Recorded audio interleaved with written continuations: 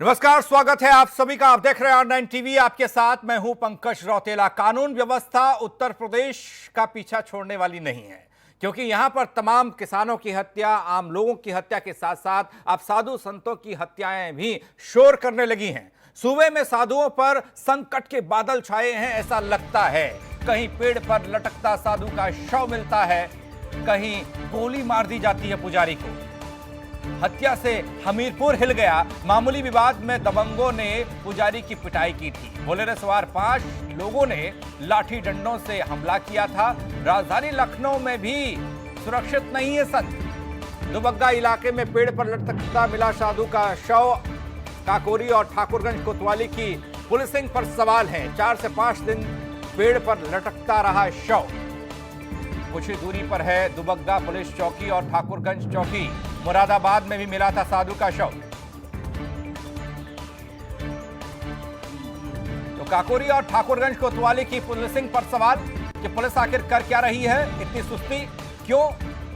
4 से 5 दिन से पेड़ पर लटका बताया जा रहा शव जो बरामद हुआ है, जो मिला है, कुछ ही दूरी पर दुबग्गा पुलिस चौकी है। यानी पुलिस बैठती है, लेकिन यहां साधु का शव लटका था। मुरादाबाद में भी साधु का शव मिला तो हड़कंप इलाके में मच गया।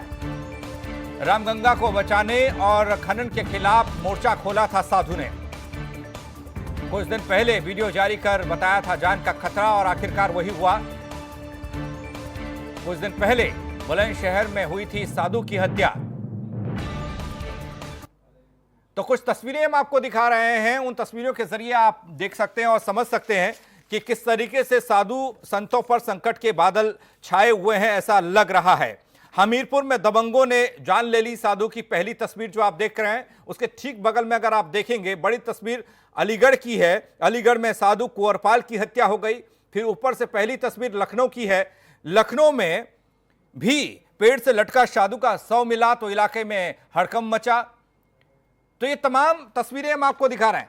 शहर शहर ये सवाल आज शोर कर रहे हैं, और R9 टीवी ये मंच कुछ सवाल कर रहा है। शहर शहर साधुओं पर कहर क्यों है? क्यों साधुओं पर लगातार हमले हो रहे हैं? अगला सवाल आपके टेलीविजन स्क्रीन पर साधुओं पर हमलों को लेकर है। नंबर 2 सवाल, क्यों साधुओं पर लगातार हमले हो रहे हैं? नंबर 3, क्या संतों पर हमले कोई साजिश का हिस्सा है या फिर कुछ और? यह भी बहुत बड़ा सवाल है। सवाल नंबर 4, साधुओं पर निशाना क्या सरकार के खिलाफ साजिश है या फिर कुछ और? यह भी जानने की कोशिश आज R9 टीवी करेगा। साधुओं पर हमले पुलिस के इकबाल पर हमला नहीं है क्या? ये वो महत्वपूर्ण सवाल है जहां मुख्यमंत्री एक्टिव हैं, लेकिन पुलिस इतनी सुस्त क्यों है? आखिर क्या कर रही है सूबे की पुलिस? सवाल नंबर 6। सवाल नंबर 7, पुजारियों के प्राण संकट में क्यों हैं? साधु है, संत है, बैरागी है, सन्यासी है, उसका क्या लेना देना किसी से, लेकिन उन्हें मौत के घाट उतारा जा रहा। सवाल नंबर 8, आपके सामने हालात क्यों हुए इतने विकट? सवाल नंबर 9, कब सुरक्षित रहेंगे साधु संत? तो जवाब खोजने की कोशिश आज R9 टीवी का यह मंच कर रहा है कि शहर शहर साधुओं पर कहर आखिर है क्यों? इस देश में, उत्तर प्रदेश में तमाम तरह का अपराध आपने देखा होगा, लेकिन साधु संतों पर संकट के बादल क्यों मंडरा रहे हैं? हमारे साथ मेहमान जुड़ रहे हैं। कमर अली बीजेपी से, कपिल श्रीवास्तव समाजवादी पार्टी से, अनिल के अंकुर वरिष्ठ पत्रकार हमारे साथ है। आप तीनों का स्वागत है। सबसे पहले चर्चा की शुरुआत कमर अली हम आपसे करने जा रहे हैं। क्यों साधु संत आज खतरे में हैं? शहर शहर आखिर कोहराम क्यों मचा है? क्यों ये देखने को मिल रहा है कि इस शहर में साधु का शव लटका मिला, उस शहर में संत को मौत के घाट उतार दिया गया गोली मारकर? देखिए पंकज जी, हमारी सरकार कानून व्यवस्था बिल्कुल दुरुस्त है, और आपने देखा कि हमारे वक्त पे कोई भी जातीय दंगे नहीं हुए हैं। पूरब से लेकर पश्चिम तक कोई भी गैंगवार नहीं हुआ है जी। सबको सुरक्षा देने का वादा करती है हमारी सरकार, और बाखूबी दे रही है। 3.5 साल के कार्यकाल में आप देख लीजिए कि सब कुछ हम लोगों ने कायदे से किया और कायदे से करते चल रहे हैं, सबको सुरक्षा दे रहे हैं। रही बात, देखिए अभी दुबग्गा वाला जो आपने जिक्र किया है पंकज जी, दुबग्गा वाले में अभी तक की जो जांच में आया है वो सुसाइड केस आया है। अभी जो आया है, अभी ये मान लीजिए, बाकी जो प्रॉपर्टी से विवाद है, ठीक है, हमारी जिम्मेदारी सुरक्षा सबको देना। प्रॉपर्टी, पहली बात तो हमारी सरकार चाहती है कि कोई ऐसी वारदात हो ना जी एनी टाइम अगर कोई वारदात ऐसी हो भी गई है, क्योंकि एनी टाइम होती है, क्योंकि कोई षड्यंत्र नहीं होता है जिसके लिए कोई गिरोहबंदी हो, इस तरह का कुछ नहीं होता है। एनी टाइम ऐसी सब चीजें हो जाती है। सुसाइड होती है, 2-4-5 मिनट में लोग कर लेते हैं सुसाइड। फिर मान लीजिए किसी का अगर कोई प्रॉपर्टी विवाद है, उस प्रॉपर्टी विवाद में मान लीजिए कि एनी टाइम कोई घटना हो गई, उसमें हमारी सरकार बिल्कुल सख्त है और उन दोषियों के खिलाफ हमारी सरकार ने हमेशा कार्रवाई करी है।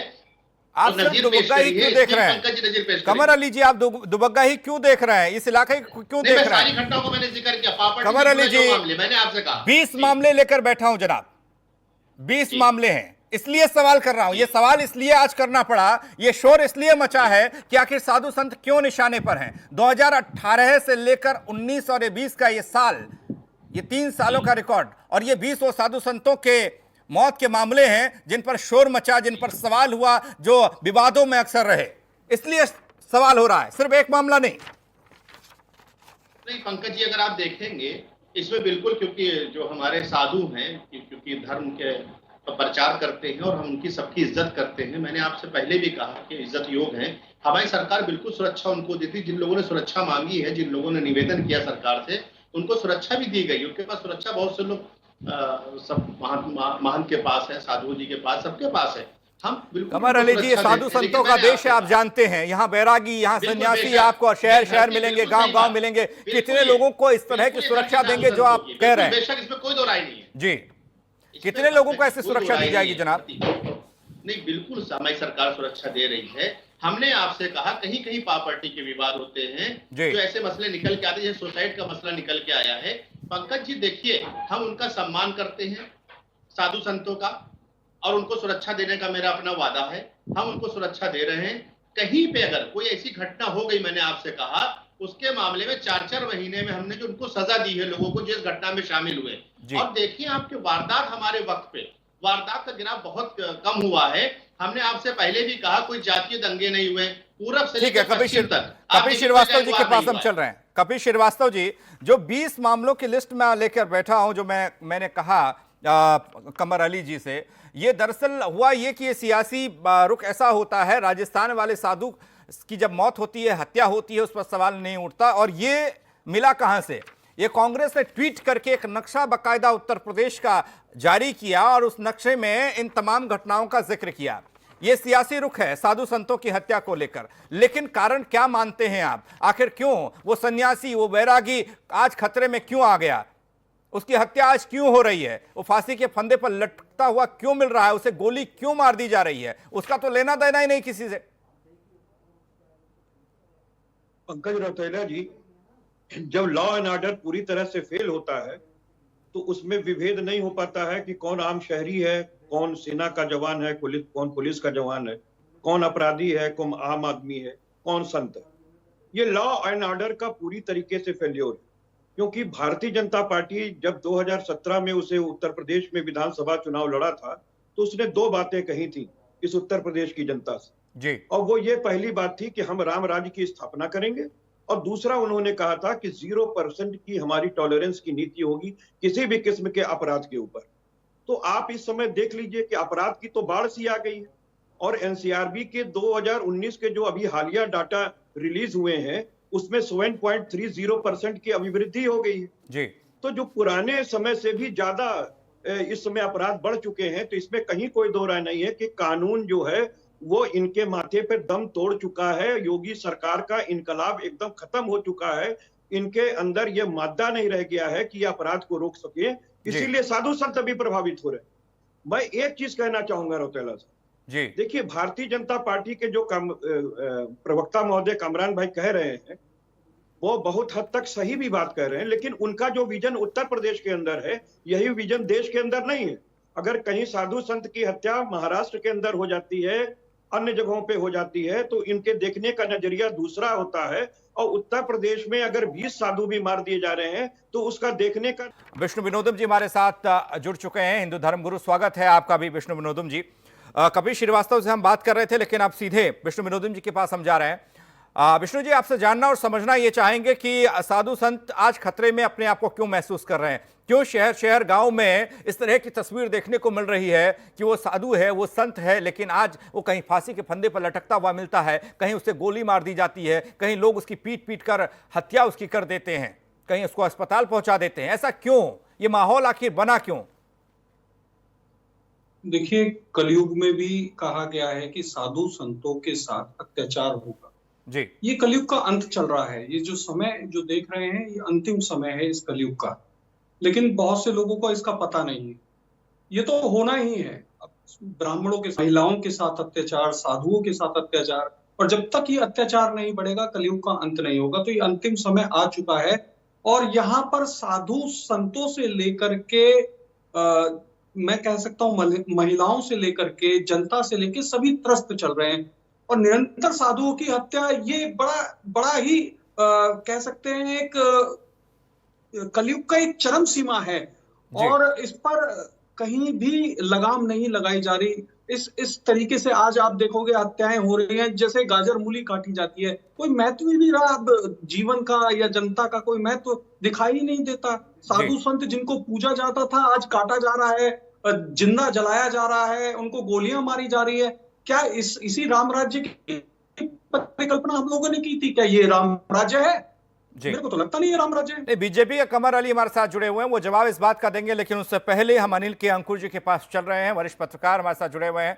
अंकुर जी, सवाल सिर्फ इतना सा है कि जहां पूजे जाते थे संत, आज काटे जा रहे हैं, आज उन्हें मौत के घाट उतारा जा रहा है। ये माहौल आखिर बना क्यों? प्रदेश के मुख्यमंत्री योगी आदित्यनाथ काफी एक्टिव नजर आते हैं साधु संतों की सुरक्षा के लिए भी, लेकिन पुलिस उतनी ही सुस्त नजर आती है कार्रवाई के मामले पर।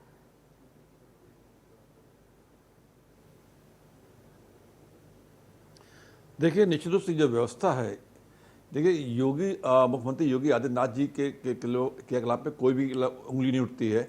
वो निश्चित रूप से उनकी मंशा साफ है कि कानून व्यवस्था बहुत कड़ी हो, सख्त हो, लेकिन जो अमला है, जिसको एक्टिव रहना है, जिसको कानून को लागू कराना है, वो अब वो वैसा रहा ही नहीं जिस हिसाब से उसकी कल्पना की जाती है कि पुलिसिया कार्रवाई हो, कैसी हो। इसमें सारी पुलिस, आप पूरे उत्तर प्रदेश में कहीं भी देख लीजिए कि जितनी पुलिस है वो मोबाइल लेकर के केवल फोटो खींचने का काम कर रही है। मैक्सिमम फोटो खींच कर रही है। हथियार छोड़ दिया, अपराधियों से मतलब नहीं। पहले एक सिस्टम होता था मुखबिर का सिस्टम, अब वो मुखबिर सिस्टम समाप्त हो चुका है। पुलिस वालों को, हमें लगता है कि नई लाभी पुलिस की आई है, उनको पता भी नहीं होगा कि मुखबिर होते क्या है, क्योंकि जिस हिसाब से वो केवल आजकल जो सिस्टम है पुलिस का, नहीं, अंकुर साहब, हमने बात कई दफा की है, कई बार हमने महिला सुरक्षा को लेकर, लूट हत्या को लेकर बात की, लेकिन एकाएक ये देखा जा रहा है कि चाहे देश का कोई भी हिस्सा हो, वहां पर भी यही स्थिति है। लेकिन उत्तर प्रदेश में तमाम ऐसे जिले हैं, ऐसे शहर हैं, ऐसे गांव हैं, ऐसे कस्बे हैं जहां पर साधु संतों को निशाना बनाया जा रहा है। अब एक साधु का, एक संत का किसी से क्या बैर हो सकता है, किसी से क्या झगड़ा हो सकता है? क्या ये कोई साजिश है या फिर कुछ और? क्योंकि उत्तर प्रदेश के मुख्यमंत्री योगी आदित्यनाथ हैं, देखिए सवाल तो उठेगा ही, विपक्ष सवाल उठा भी रहा है, बदनाम करने की कोशिश तो नहीं। देखिए पंकज जी, जाहिर सी बात है कि जी बिल्कुल ठीक कह रहे हैं जी, बिल्कुल निश्चित रूप से ये भी एक एंगल हो सकता है बात करने का, क्योंकि ये मुख्यमंत्री खुद साधु समाज से और संत समाज से हैं, तो निश्चित रूप से अगर वहां पे हमले होते हैं तो पूरी तौर से सबकी उंगली इस पर उठेगी। जब आपका मुख्यमंत्री ही साधु संत समाज का है, संत समाज का है, और उत्तर प्रदेश में साधु पर अगर हमले हो रहे हैं, ये एक एंगल हो सकता है। लेकिन जो व्यवस्था है वो निश्चित रूप से ये जो यही है कि पुलिसिंग पे ही सबसे बड़ा हमला होता है, क्योंकि पुलिस कहीं से भी उतनी सक्रिय नहीं दिखती है जिस रूप से होनी चाहिए। अब मैं देख रहा हूं कि पिछले 2 सालों के अंदर आप जितने अपराध हुए हैं, कितने वर्कआउट हुए, वो उनके वर्कआउट की संख्या देखिए, उनकी वर्कआउट संख्या बहुत कम है। अभी थोड़ी देर पहले भारतीय जनता पार्टी के प्रवक्ता बोल रहे थे कि काकोरी वाली घटना में आत्महत्या है। अरे भाई, आत्महत्या थी, लेकिन 100 लटका रहा तो पुलिस क्या कर रही थी? 3 दिन 4 दिन 100 लटका रहा, पुलिस क्या कर रही थी? चंद कदमों की दूरी पर पुलिस बैठती है, मतलब ही नहीं रह गया, पुलिस अपना काम कर ही नहीं रही है, ये इसका प्रतीक है।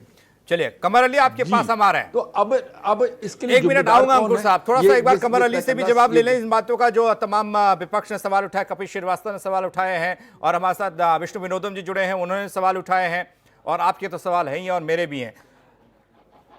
कमर अली, जिस तरीके से मैंने कहा, कहीं साजिश तो नहीं, कहीं बदनाम करने की कोशिश तो नहीं, वो एक सवाल है। लेकिन दूसरा सवाल यह है कि जिसको आप सुसाइड कह रहे हैं वो सुसाइड हुआ, मान लिया जाए, लेकिन चंद कदमों की दूरी पर 2 चौकियां हैं और दोनों जगह पुलिस बैठती है। पुलिस को पता तक नहीं लगता है।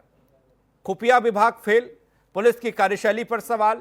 और पहले किसान की हत्या, किसान के मामले आते थे, आम लोगों की हत्या हो जाती थी, महिला सुरक्षा को लेकर सवाल उठते थे। अब तो साधु संत भी नहीं बचे। साधु संत जो दुबग्गा की घटना है, मैंने उसका जिक्र यूं किया सुसाइड का, क्योंकि पंकज जी वो बहुत घना जंगल है वो, क्योंकि मैं लखनऊ का ही रहने वाला हूँ, चंद कदमों की दूरी पर रहता हूँ अभी, तो उसके वाकिफ हूँ मैं उस जंगल से। मतलब वो जंगल बहुत घना है और बीच में क्या है, जहाँ पे ये केस हुआ है वहां पे आम नागरिक का आना जाना नहीं, इस वजह से 3-4 दिन लग गए, क्योंकि आम नागरिक का जहाँ पे आना जाना होता है पंकज जी, वहां पे केस फौरन खुल जाते हैं, लेकिन वो 3-4 दिन इस वजह से लग गए क्योंकि वो बहुत घना एक जंगल है।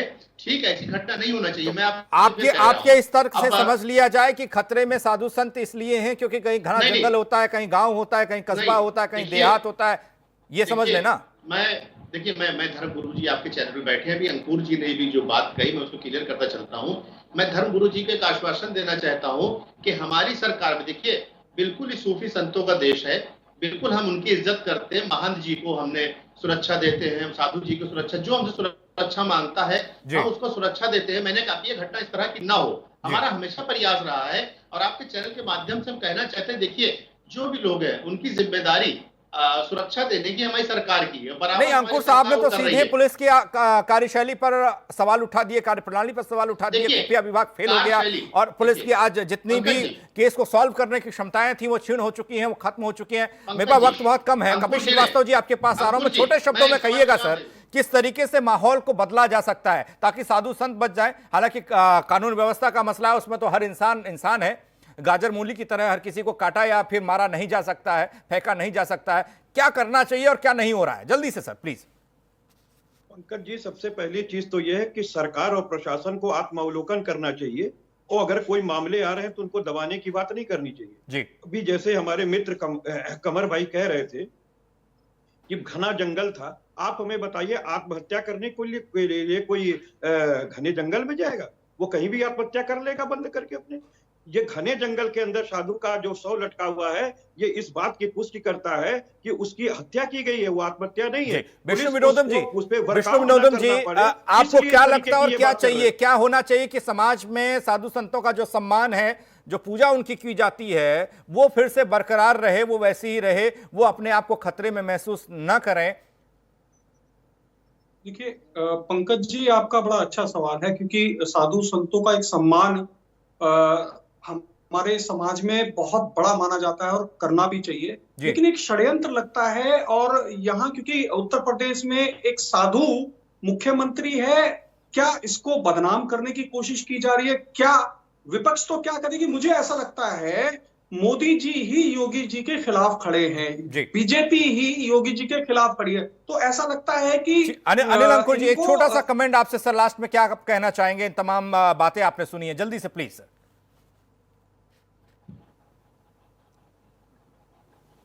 देखिए, मेरा सिर्फ एक ही सुझाव है कि पुलिस को अपनी पुलिसिंग को सुधार करना चाहिए और अपने जहां अपनी कमी हो उसको दूर करके इसको कायदे से फॉलो करें कि हम कहां पे कमी है और हम कैसे इसको मीट आउट करें, कैसे अपराध। अगर ये काम हो जाएगा अंकुर साहब तो फिर साधु संत क्या, महिला, किसान, आम हर कोई सुरक्षित अपने आप को महसूस करेगा। बहुत बहुत शुक्रिया, आप सभी ने समय निकाला और हमारे साथ आप जुड़े। लेकिन साधु संतों का देश है हिंदुस्तान और यहां पर उन्हें पूजा भी जाता है और ऐसे में जब साधु संतों के साथ संकट के बादल जब मंडरा रहे हैं उनके ऊपर, तो जब सवाल किया गया तो उस सवाल में साजिश की बू भी आती है।